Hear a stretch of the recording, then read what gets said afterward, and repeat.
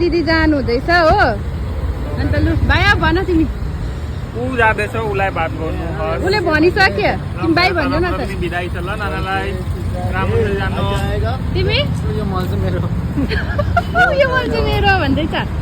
भाइ त भनिदेऊ अन्त दिदीलाई हामी चाहिँ अब बसमा नि चढिसक्यौँ होइन यहाँबाट चाहिँ ट्रेन पाउँदैन नि त डाइरेक्ट त्यही भएर हामी यहाँबाट बसमा जानुपर्छ 2-3 घन्टाको बाटो त्यहाँबाट चाहिँ ट्रेनमा चढ्छ 2 घन्टा लाग्छ अब हामी चाहिँ बसमा पनि चढिसक्यौँ किनभने हो भयो नि त त्यही भएर गरम भइरहेको छ ल भइसकेको छु म अब चाहिँ आधी बाटो आइसक्यो अब 1 घन्टा जस्तो लाग्छ अहिले गरम लाग्दैछ दिलमा त बस्नै पाइन ओहो उत्रिँदैन पनि केरलाको बस चाहिँ आइपुग्यौँ होइन दिदीको ट्रेन चाहिँ एकदमै ढिलो छ नि त 2-3 बजी छ त्यही कारण चाहिँ हामीले यहाँ रुम लिएर बसेको हामी लिलीको रुम चाहिँ यस्तो छ कस्तो लाग्यो है रुम चक्लेट खानुमै बिजी छ एकदमै राम्रो छ रुम चाहिँ दामी छ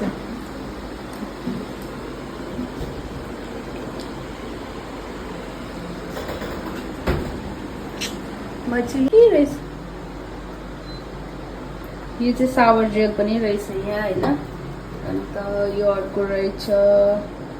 कम्फर्ट पनि दिँदो रहेछ अन्त यसमा रहेछ मोइस्चराइजर फर्स्ट टाइम मैले देखेँ मोइस्चराइजर पनि दिँदो रहेछ अन्त यहाँ यो चाहिँ सोप रहेछ अन्त यहाँ चाहिँ छ अझै ब्रस यो ब्रस खोल्दा कस्तो रहेछ हेरौँ कस्तो खालको ब्रस दिँदो रहेछ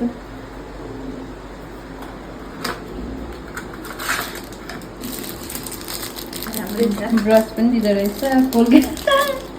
कोलगेट सो आज चाहिँ दिदीसँग मेरो लास्ट भिडियो होइन किनभने ऊ जानु हुँदैछ त्यही कारणले अब 1 साल हामी सँगै थियौँ सँगै बसेको थियौँ होइन अब म चाहिँ उसलाई पुरा मिस गर्छु गएपछि हो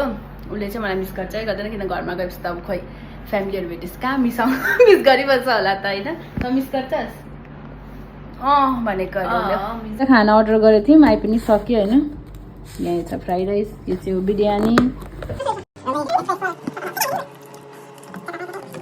स्टेसन आइसक्यौँ यहाँ दिदी अगाडि जाँदैछ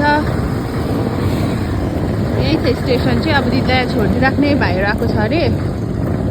भाइहरूसँग जान्छ हामी चाहिँ आइपुग्यौँ अब को जङ्सन चाहिँ यस्तो रहेछ अब यहाँ कति बेर बस्नुपर्ने हो स्टेसन चाहिँ आइसक्यौँ यहाँ राख